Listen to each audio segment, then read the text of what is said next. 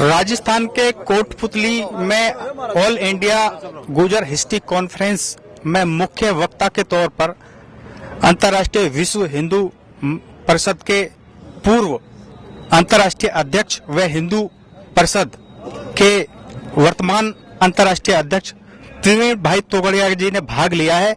आइए जानते हैं उनसे गुर्जर गौरव इतिहास के बारे में, किस तरह से इतिहास को दबाया गया है, किस तरह इतिहास को छुपाया गया है। तोगड़िया साहब, आज आपने इसमें कार्यक्रम में भाग लिया है कि संपूर्ण मध्य एशिया, रसिया तक, यूरोप तक और रसिया से यूरोप से लेकर भारत तक, अर्थात Syria, Iraq, Iran, Kazakhstan, Tajikistan, Turkmenistan, Azerbaijan, Afghanistan, Pakistan और आज का भारत, यहाँ तक एक गुर्जर समाज फैला था। सिर्फ फैला नहीं था, वह राज्य करता था। इसलिए कुषाण राजा कनिष्क भी गुर्जर है। उनकी परंपरा से आज भी गुर्जरों में कसाना उसी गोत्र के परंपरा के लोग हैं।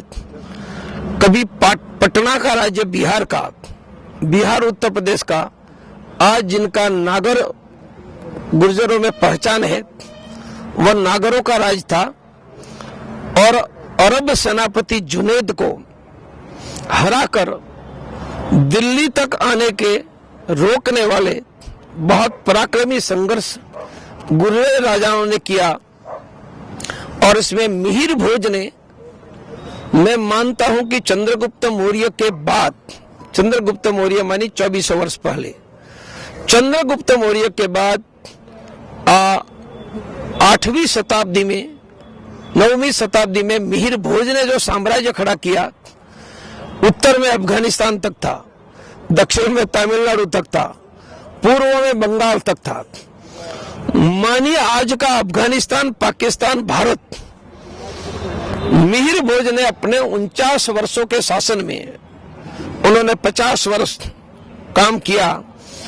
उनमें भारत का एक साम्राज्य खड़ा करके देश की रक्षा करने वाली बहुत बड़ी ताकत खड़ी की।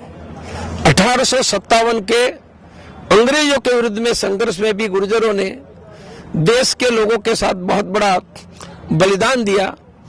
इसलिए यह संपूर्ण मध्य एशिया, यूरोप और रसिया तक साम्राज्य करके देश की रक्षा करने वाली शौर्यवान जाति है।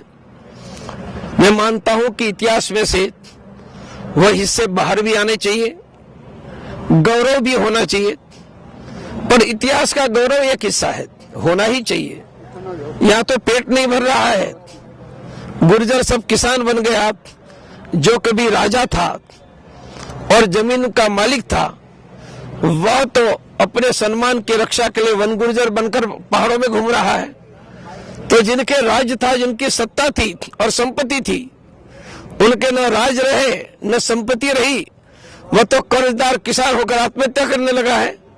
इसलिए गौरव भी होना चाहिए तो और किसानों की ये फसल के दाम भी मिलना चाहिए। ये गुर्जर गौरव फिर ये वापस कैसे आ सकता है? वापस आने के लिए हमें किसान के नाते अन्य किसान जातियों के साथ खड़े होकर एक ही नारा देना पड़ेगा, फसल हमारी, दाम हमारा, यही चलेगा, यही चलेगा। फसल हमारी, दाम तुम्हारा नहीं चलेगा। यह करके गुर्जरों को भी फसल के दाम मिले, दूध के मिले, और गुर्जर नहीं वो किसानों को मिले तो हमें क्या हर्ज है भाई? हम मिलकर सभी किसानों को मिलेगा तो गुर्जर का बेटा पढ़कर डॉक्टर होगा, वो उद्योगपति होगा, वह कलेक्टर होगा। यहाँ तो पेट नहीं भर रहा तो बेटे के डॉक्टर कहां से बनाएंगे? मेरी माँ ने भी दूध बेचकर 2 एकड़ जमीन से मुझे कैंसर का डॉक्टर बनाया। आज 2 एकड़ किसान का बेटा डॉक्टर बने तो मुझे दिखाओ। क्यों भाई? अरे पेट नहीं भर रहा, बच्चों को क्या पढ़ाएंगे? इसलिए हमें फसल के दाम मिले। दाम मिले मानी धान, चावल, गेहूं का 1 क्विंटल का 2500 से 3000 रुपया मिले। दूध यदि मार्केट में 60 रुपये बिकता है तो हमें 40-45 रुपया मिलना चाहिए। आप 30% प्रॉफिट लोगे, हमसे 25-30 रुपया में लेकर 60 रुपये में बेचोगे। 100% प्रॉफिट कैसे चलेगा? इतना हमने करवा दिया, देश के सभी किसानों का भी कल्याण होगा। और गुर्जर तो आज सब किसान है, या दूध बेचता है या खेत करता है, सबका भी कल्याण होगा। अच्छा, ये बताइए, आपने अभी स्पीच में कहा है कि सैनिक से सेनापति बनो, तो क्या एक राजनीतिक पार्टी बनाने का संकेत है? मुझे बताओ, मिहिर भोज कौन थे? वह सैनिक थे या राजा सेनापति थे? कनिष्क कौन थे? सैनिक थे कि राजा सेनापति थे? तो सैनिक ही सेनापति बन सकता है, सैनिक नहीं, सेनापति नहीं बनता। तो सैनिक तो है। मैं नई दिशा दे रहा हूं कि हम सैनिक रहेंगे, हम सेनापति बनेंगे। उनका अर्थ हम मांगेंगे नहीं, हम भारत की सत्ता वोटों के आधार पर कब्जा करेंगे। इसके लिए जो करना है वो करेंगे सब मिलकर। तो बड़े साहब, ये बताइए, आपने जो सनातन संस्कृति है उसको एक नई दिशा देने का काम किया है, लेकिन अचानक आप तोगड़िया से तोंगल गोत्र के गुजर बन गए, कैसे बन गए? नहीं, मैं तो जन्म से ही था भाई, मैं आज नहीं बना। किसका जन्म से ही था। गोत्र तो जन्म से तय होता है, कोई मुझे थोड़ा तय था ही।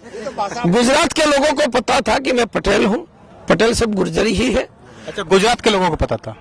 पूरे गुजरात को पता है कि मैं पटेल हूँ, गुजरात के बच्चों को, और पटेल गुर्जरी ही है। बाकी राज्यों में कोई पूछते नहीं थे, तो चर्चा नहीं, यहाँ आया, पूछा तो बताया।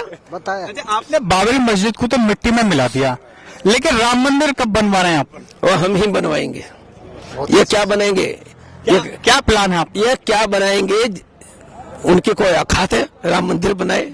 राम मंदिर भी हम बनाएंगे, और देश की रक्षा करने वाला साम्राज्य भी हम खड़ा करवाएंगे, और किसानों को फसल के दाम भी हम दिलवाएंगे। ठीक है, आपका गुजर न्यूज से बात करने के लिए बहुत बहुत धन्यवाद। इस वक्त हमारे साथ मौजूद हैं हिंदू सम्राट भाई प्रवीण तोगड़िया जी।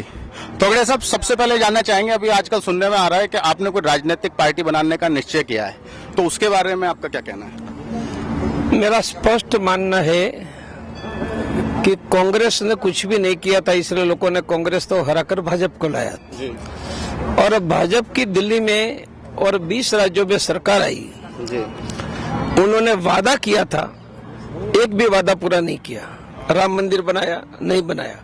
कश्मीर के हिंदुओं को बसाया, नहीं बसाया। स्वामीनाथन आयोग का स्वीकार करके किसानों को सीटू से 1.5 गुना समर्थन मूल्य देने का वादा किया था जी। सीटू से 1.5 गुना समर्थन मूल्य देंगे तो गेहूं धान के क्विंटल के 2500 रुपया मिलेंगे जी। और मोदी जी ने यह 1750, मानी 1 क्विंटल पर किसानों के 750 रुपया मोदी जी खा गए जी। खा गए मानी उनको जो देना था जी। 2 करोड़ युवाओं को रोजगार देने का वादा किया था, रोजगार तो नहीं दिया था, ये चले गए। पेट्रोल खरीद से है 33 रुपया में और बेचते हैं 80 रुपया में। कोई सरकार इतनी लूट कैसे कर सकती है? इसलिए न राम मंदिर बना, न युवाओं को रोजगार मिला, न किसानों की कर्ज मुक्ति हुई, न पेट्रोल सस्ता हुआ। तो हमने सोचा कि मंदिर मोदी जी ने, मंदिर तो हम ही बनाएंगे जी। किसानों को सेतु से 1.5 गुना समर्थन मूल्य मोदी जी ने नहीं दिया जी। हम दिलाएंगे जी। युवाओं के रोजगार की व्यवस्था हम करेंगे जी। और डंके की चोट पर कश्मीर के हिंदुओं को भी उनके घरों में बसाएंगे। अब ये करना है तो राजनीतिक दल के बिना कहाँ होगा जी। तो लोगों की इच्छा होगी तो राजनीतिक दल बन जाएगा जी। और लोगों का समर्थन होगा तो ये सब कुछ हो जाएगा। तो मोदी जी को तो आप कंधे से कंधा मिलाकर चल रहे थे, मोदी जी आपके साथ थे, आप मोदी जी के साथ थे, फिर अचानक इतनी खटास कैसे आ गई? खटास नहीं आई है जी। उन्होंने विश्वासघात किया सबका। अच्छा, भाई सत्ता पर बिठाया जी। तो राम मंदिर बनाना चाहिए ना, किसानों की कर्ज मुक्ति करनी चाहिए ना जी। किसानों के धान के, चावल के, गेहूं के दाम देने चाहिए जी। ये तो खुद 15 लाख का सूट पहनकर घूम रहे हैं और किसान कर्ज से दबकर आत्महत्या कर रहे हैं जी। तो उन्होंने किसानों को छोड़ दिया, युवाओं को छोड़ दिया, अरे राम को भी छोड़ दिया, तो हमने मोदी जी को ही छोड़ दिया। बहुत बढ़िया। अच्छा, आपने मोदी जी को तो छोड़ दिया, लेकिन अचानक ये गुजरों को पकड़ लिया। पहले कभी आप जब विश्व हिंदू परिषद में थे गुजरों की बात नहीं आई? मेरे भाइयों, आसिंद में जी जब सवाई भोज में मस्जिद बनती थी जी तो 10,000 लोगों के लिए तोड़ने के लिए गुर्जरों का नेतृत्व करके डॉक्टर प्रवीण तोगड़िया ही निकला था जी। और ये दीवार ढहाकर जी पांव रखने नहीं दिया। जी तब तो मैं ही था ना। जी।